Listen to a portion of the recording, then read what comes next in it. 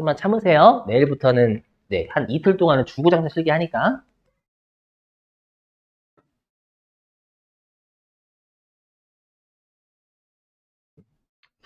자, 이제 2장입니다. 2장. 자, 2장.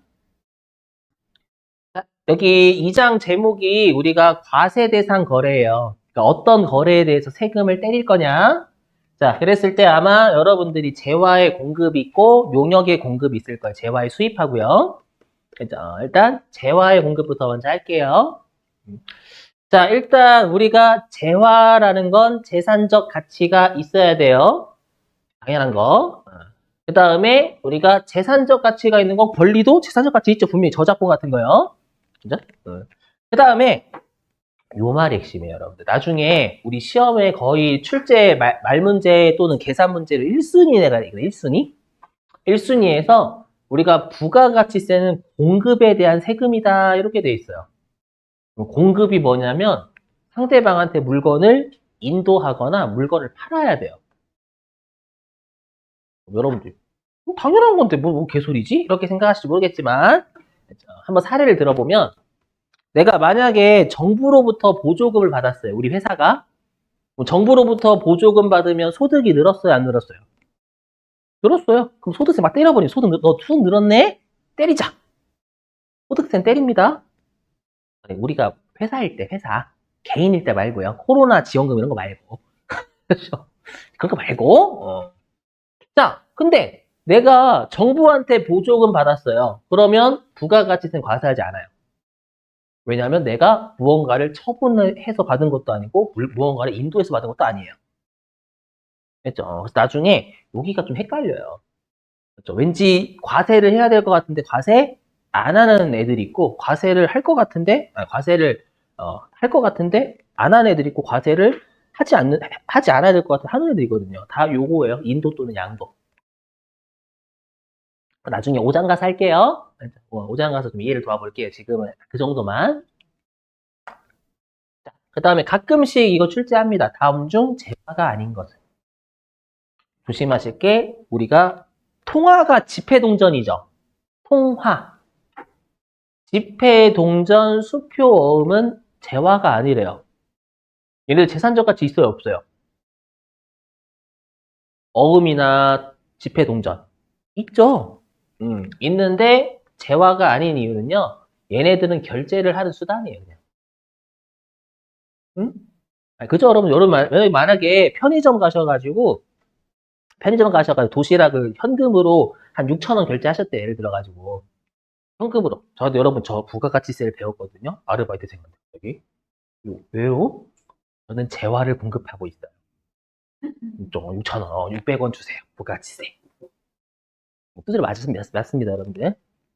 이해되세요? 그래서 결제를 하는 수단이라서 그렇습니다, 여러분들. 아셨죠? 요거. 자, 그 다음에 채권하고 주식을 우리 유가증권이라고 합니다. 유가증권. 유가증권은 분명히 재산적 가치가 있지만 국가가 포기한 겁니다. 워낙 거래가 많아서. 알죠? 그래서 과세를 포기. 주식을 파는 거 진짜 많이 하잖아요, 여러분들. 그렇죠? 그거마다 부가가치 상대방을 징수하기가 불가능해요. 그렇죠? 얼마나 많이 사고 파는데. 파는 거 많이 하잖아요. 그래서 채권하고 주식은 단수 남기. 자, 그리고 이제 139페이지. 재화의 공급으로 보지 않는 것, 여기도 은근히 출제하는 동네 중에 하나입니다.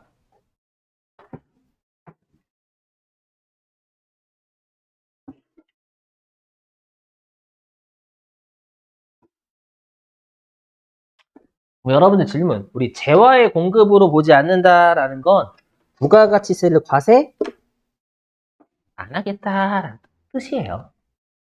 그러니까 재화의 공급이나 용역의 공급, 재화의 수입을 과세한다라고 돼 있으니까 걔네들이 아니다라는 건 과세하지 않겠다라는 거예요. 그걸 연결시키셔야 됩니다. 자, 첫 번째. 담보 제공. 자, 자동차를 분명히 제가 인도했죠. 담보로 제공하면. 그건 형식적 이전이에요? 실질적 이전이에요? 형식적.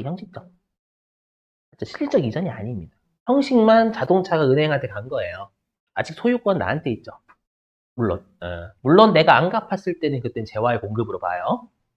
안 갚았을 때 실질적으로 이제 은행가 넘어가는 거잖아요. 그죠? 조심하시고, 출제를 했던 적이 있어요. 담보의 제공 또는 담보에, 담보 잡힌 걸 내가 갚지 못해가지고 넘어갔다. 이것도 같이 출제한 적이 있어요. 자, 그 다음에 동그라미 2번.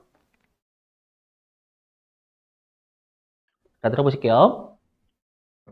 제가 여러분들한테, 백화점? 백화점 좀 그렇다. 제가 여러분들한테, 음, 그, 뭘 넘긴다고 할까? 제가 여러분들한테 예를 들어가지고, 옷가게 있죠, 옷가게. 옷가게를 통째로 넘기려고 해요. 통째로. 그죠? 통째로가 포괄적이죠, 포괄적? 자, 근데 만약에 얘를 이제 재화의 공급으로 보게 되면, 제가 이제 이거를 옷가게를 전체 한 1억에 팔려고 해요, 1억에 여러분들한테. 1억에 팔려고 할 때, 이거를 재화의 공급으로 보게 되면 여러분들한테 부가가치세를 1,000만 원을 걷어야 돼요. 그럼 여러분들이 그 부가가치세 1,000만 원 때문에 옷가게를 안 사시려고 할 수도 있어요. 이해되세요? 그렇잖아요. 여러분 1억, 1,000만 원보다 1억이 낫지. 물론 비슷한 건 아니죠, 여러분들. 그래서 우리가 사업을 포괄적으로 양도하는 걸 재화의 공급으로 안 보는 건 부가가치세를 상대방한테 걷지 말라라는 의미예요. 그러면 이제 상대방, 여러분들이 좀 더 자금의 압박이 덜하는 거죠. 이해되세요? 그래서 사업의 포괄적 양도. 동그라미 3번 조세 물락.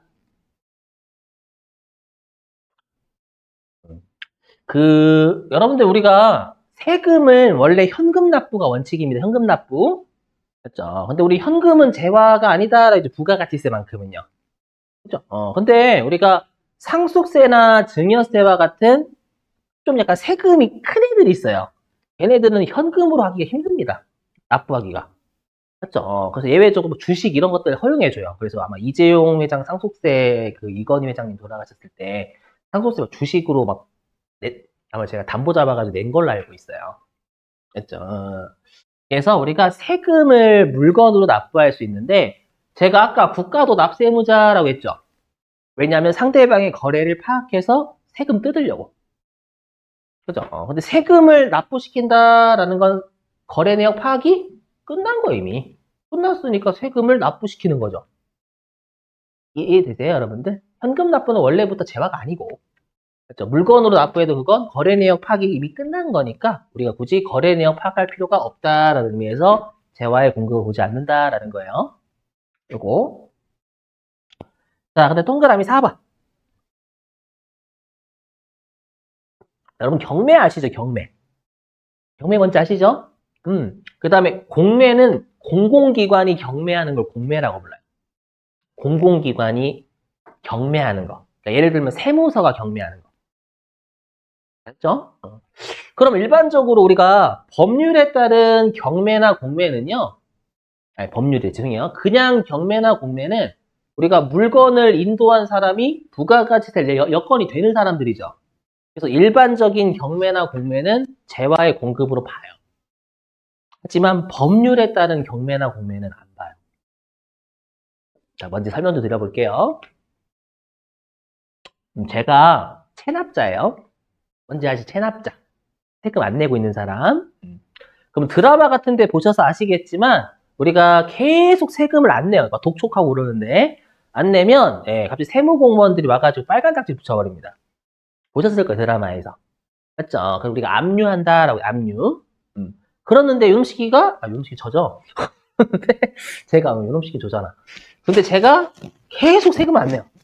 안 내면 그 물건을 가지고 가버립니다. 들고 가요. 맞죠? 들고 가서 우리가 팔아버립니다. 그리고 우리가 체납 처분한다라고 합니다. 맞죠? 그거는 그러면 이제 세무서가 경매라는 거잖아요. 그걸 우리가 공매라고 해요. 공매. 법률에 따른 공매. 이거는 그냥 공매가 아니라 법에 국세징수법이라는 법에 따라서 우리가 경매하는 거거든요. 여기까지 되세요? 근데 항상 우리가 실제로 처분하는 데는 세무서죠. 하지만 우리가 항상 인도할 때는 재화의 인도잖아요. 그 재화는 제 재화죠. 그 물건의 주인은 제 거잖아요, 제 거. 재화가 인도된 거예요. 그래서 항상 인도된 물건의 주인으로 따져요. 그렇죠? 그럼 만약에 제 건물이라고 할까? 제 건물이 낙찰된 거예요, 상대방한테. 그럼 상대방이 사업자라고 하면 상대방은 매입세 공제를 받아요. 상대방.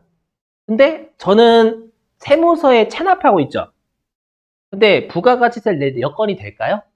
세무서는 손실 안 보려면 경매에 낙찰된 사람한테 매입세 공제가 되면 저한테 매출세 걷어야 돼요. 그렇죠? 저한테 걷을 수가 없어요. 체납자인데 어떻게 걷어? 세무서 입장에서 저한테 못 걷는데 매입세 공제를 해줘버리면 세금에 손실이 발생해버려요. 했죠. 그래서 재화의 공급을 보지 않게 되면 상대방 매입세 공제도 안 되는 거고 저 부가세 안 내도 되는 거고요. 했죠. 그래서 법률에 따른 경매나 공매요. 자, 그러면 관련된 문제 하나 풀어볼게요.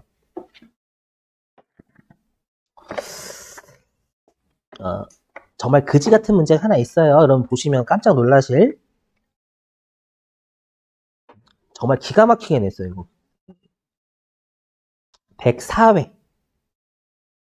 여기 있구나. 312페이지. 312.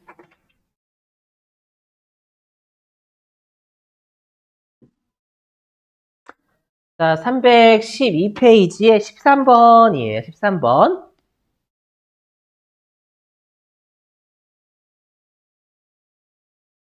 잘 풀어보세요.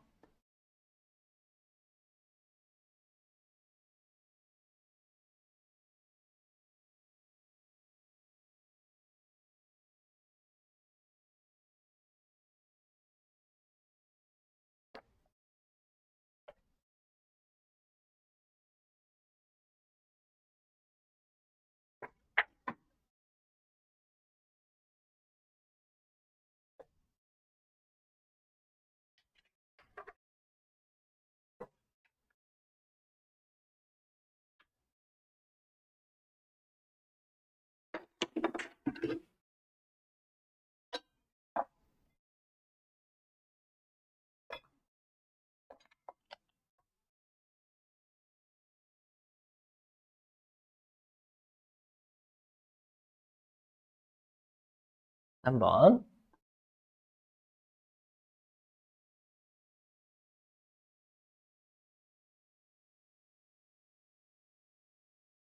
다 정답 같지 않아요, 여러분들? 다 맞는 말 같지 않아요? 그렇지 않나? 이때 기가 막히게 된 건데, 기가 막히게. 정말로 화날 만한?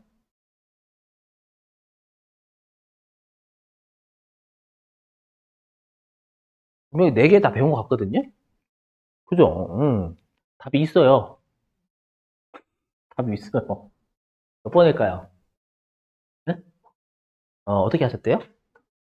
그렇죠. 일부. 그렇죠. 포괄적 양도죠. 포괄적. 일부 양도면 과세해요. 이때 아주 요런 문제 많이 좋아한다니까요. 조효선 이제 행복해 하겠죠? 역시 이런 거에 낚이는구만 이렇게. 보시면 아시겠지만 정말 제대로네요, 여러분들. 진짜 어렵게 세법이 말장난 한두 개씩만 바꾸면 낚이거든 이게. 그죠? 그래서 일부 때문에 일부. 그죠? 모든 권리 의무까지는 정확하게 냈다가 갑자기 일부로 돌려버린 거예요. 자, 됐어요. 이제 하나만 더 하고 여러분들 마칠게요. 좀만 참으세요. 요거는 나중에 실기할 때. 나중에 실기할 때 할 거고. 좀 가가지고요. 쭉 가서, 141페이지. PPT는 아마 PPT로 보시는 분들은 한 12페이지 정도? PPT로 보시는 분들은 아마 12페이지 정도가 될 거예요.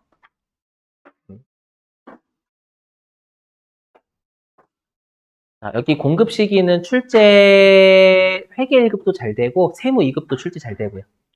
그렇죠? 잘 외워주시는 게 좋아요. 그렇죠? 그리고 여러분 시험에 왜 잘 내냐면 현실에서 중요하기 때문에 잘 내요. 그렇죠? 자, 보시면 자, 이 공급 시기라는 걸 왜 시험에 잘 내냐면 요때 세금 계산서 발급해야 돼서 그래요. 세금 계산서 만약에 제때 발급 안 하면 가산세라는 거 두들 패버리거든요. 지금이야 여러분들이 그냥 시험이니까 가산세 그런 게 뭐 의미가 있겠어라고 하시겠지만 나중에 엄청나게 뚜드려 눈물이 앞을 가려요. 1,000만 원씩 내고 진짜 여러분들. 그래서 시험에 잘 내는 건 그만큼 중요해서 그래요. 해볼게요. 그럼 우리가 공급 시기는 어떻게 생각하시면 되냐면 회계로 따지면 수익의 인식 시기예요. 수익의 인식 시기. 회계는 어느 년도에 수익으로 장부에 기록할 거냐죠. 근데 세법은 장부에 기록하는 게 목적이 아니라 세금 부과하는 게 목적이잖아요. 그래서 어느 과세 기간에 후드려 팰 거냐. 맞죠? 세금을 부과할 거냐. 그 말이기도 해요. 자, 그럼 일단 원칙. 자, 똑같아요. 원칙은 인도일이에요. 인도일. 우리 재화 회계의 인도일이죠. 똑같아요. 세법도 원칙은 인도일입니다. 다만 이동이 필요하지 않은 건 부동산이죠. 부동산은 인도한다라는 표현을 현실에서 씁니다. 분명히. 쓰는데 세법 입장에서는 인도한다라는 표현은 들어서 넘겨줘야 돼요. 그래서 왜 이용 가능하게 되는데라고 있는지 되세요? 인도한다라고 하면 그거 신문에 나온다라는 거. 들어서 건물 딱 뽑아가지고 넘겨야 되거든요. 알죠? 그래서 이용 가능하게 되는데라고 돼 있는 거예요, 여러분들. 자, 넘어가고. 네, 여기까지 하고 마칠게요. 기출문제 하나 풀고. 여기는 좀 중요할 거예요, 많이. 특히 요거 수출. 요거 반드시 외우신다. 실기용입니다. 실기용. 그죠? 실기용. 요거. 그죠? 수출. 그럼 시험에 엄청난 낚시를 파대요. 정말 그렇다고 여기만 보시면 안 돼요. 여기가 실기용이라고 하니까 여기 눈동자 여기 고정돼 있으신데 시험에 이런 대비하셔야 진짜로 여러분들. 2점 때문에 탈락, 2점이나 1점 때문에 탈락하면 사람이 갑자기 이론 열심히 하고 이런 게 돼요. 사람이 우회하고 뭐 그래요. 진짜. 왜 이런 좋은 점수 없기 때문에. 자, 보시죠. 자, 여기 시험에 이거 이문고 그대로네요, 여러분들. 뭐냐면, 장기할부는 이미 설명했으니까 넘어가고요. 자, 이름이 어렵죠. 중간지급 조건부는 우리가 알고 있는 계약금, 중도금, 잔금 거래를 부가가치세는 중간지급 조건부라고 중간마다 지급하는 조건이다라고 해서 알죠? 계약금, 중도금, 잔금이요. 자, 그리고 완성도 기준은요. 우리가 건설업이든 아니면 조선업이든 얘네들은 완성이 되었을 때 돈을 그때 받는다라고 하면 큰일 나요. 맞죠? 그래서 어떻게 서로 간에 계약하냐면 몇 퍼센트 완성이 되면 얼마 받고 몇 퍼센트 완성되면 얼마 받고 이런 것들 다 합의를 해요. 그렇죠? 그래서 완성된 정도에 따라서 대가를 나누어 받는 기준이다 그 말이에요. 진짜 시험 이렇게 됩니다. 자, 그 다음에 계속적 공급은 24시간 내내 하는 전기나 아니 부동산 임대업 얘기합니다. 전기는 부가가치세 붙습니다. 여러분 과세예요, 과세. 연기. 자, 그럼 얘네들의 특징이 뭐냐? 일단 기간이 길어요. 기간이 길고 금액이 커요. 그죠, 여러분들? 요 두 번째 거. 금액이 크고요, 기간이 길어요. 장기간. 근데 얘를 만약에 어느 한 날짜를 세금 계산서를 발급하는 시기로 보게 돼버리면 그 세금 계산서 발급하는 시기에 세금 다 때리겠다라는 거예요. 세금 폭탄 떨어집니다. 거의 원자폭탄급이에요. 이해되세요? 그래서 대가를 받기로 할 때마다 때리겠다라는 거예요. 그래서 그거 뭐라고 하냐면 약정일마다 과세한다라는 표현을 대가의 각 부분을 받기로 한때 이렇게 추천합니다. 실제로 세법 문장 그대로 내리고 조심하시고 여러분들. 자, 그 다음에 여기 재화의 공급으로 보는 가공은 여러분들 나중에 설명할 거죠. 뭐냐면 우리 가공이 대신 만들어주는 거죠. 대신 만들어주는데 임가공이라고 해요. 임가공. 대신 만들어주는데 나한테 대신 만들어달라고 부탁하는 사람이 그 주요 재화를 일부만 주거나 아예 안 준 거예요. 그러니까 제가 만약에 옷을 만들어주는 업체다라고 하면 옷감을 안 준 거예요. 또는 옷감을 일부 주거나. 그렇죠? 그럼 저는 어떻게 해야 되냐면 옷감을 좀 더 덧대가지고 상대방한테 옷을 넘겨줘야죠. 이해되세요? 그럼 그때는 옷을 넘겨줬으니까 재화의 공급으로 봐요.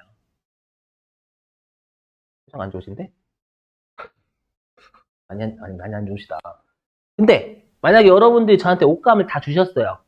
그럼 저는 옷을 넘겨드리는 거예요? 옷을 만드는 행위만 한 거죠. 그죠? 그럼 그때는 용역의 공급으로 봐요. 그죠? 그래서 주요 자재 일부를 부담했냐, 안 했냐? 가공하는 놈이.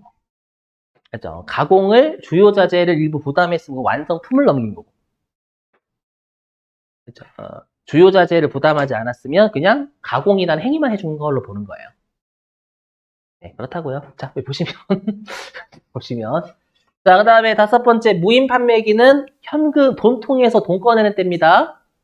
시험에 그렇게 되면 법이 너무, 네, 없어 보여요. 돈통에 돈 꺼내는 때. 없어 보이잖아요. 그래서 현금을 인취하는 때라고 출제합니다. 기가 막히죠? 용어 이쁘지 않아요? 돈통에서 돈 꺼내는 때 이렇게 표현 얼마나 이뻐. 네. 자, 그냥 외우시고. 자, 그 다음에 조건부 판매는 여러분들 이런 거죠. 우리 만약에 친구 부모님께서 야, 너 반에서 몇 등 하면 뭐, 핸드폰 사줄게. 몇 등 하면 되죠. 그 조건 달성했을 때, 이 정도만. 그 다음에 기한부 판매는 너 성년 되면 독립시켜줄게 라고 하면 성년 지나면 되죠. 그죠? 그래서 여기 기한이 경과됐다. 핵심되는 문장만 잡으세요. 그리고 우리한테 중요한 이 수출입니다. 수출. 조심하실 게 수출은 선적일로 갑니다. 선적일. 그렇죠? 근데 시험에는 여러분들 낚기 위해서 막 수출 신고를 던져주고요. 그렇죠? 수출 신고를 던져준다고. 선적일이 아니라. 그렇죠? 수출 신고일 막 통과한일 막 던져줘요. 조심하셔야 돼요, 여러분들. 그건 다 낚시예요. 선적일이래, 선적일. 그렇죠? 가로 안에 있는 문구는 무시. 그렇죠? 요거는 왜냐면 세무 2급 이상용이에요. 세무 2급 이상용. 그래서 지금은 꼭 선적일이라고 잘 외우시고 나머지 환율은 쓰레기 환율이라고 생각하시면 되겠습니다. 실기용으로는. 그렇죠? 진짜 낚시를 파요. 이상한 날의 환율을 떠줍니다. 조심. 자, 마지막 요거 하고 마칠게요. 자, 그리고 우리 수입 같은 경우에는 우리가 수입하면 세관을 통과한다라고 했죠. 그럼 그 세관에 있는 세관장이 우두머리거든요. 그 세관장이 하는 일이 관세 징수하는 거예요. 관세 징수하면 그 물품이라든지 이런 것들 제대로 신고해야 되거든요. 그 신고를 잘 했다라는 걸 허가해 준 날입니다. 그렇죠? 그걸 수입 신고 수리일이라고 합니다. 자, 숙제 내고 마칠게요, 여러분들. 숙제 내고 마칠게요.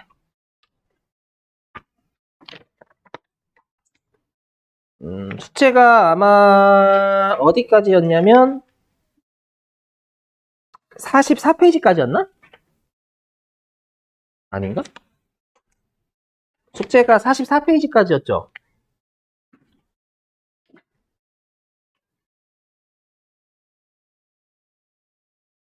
여러분 우리 대화 좀 해요. 44페이지까지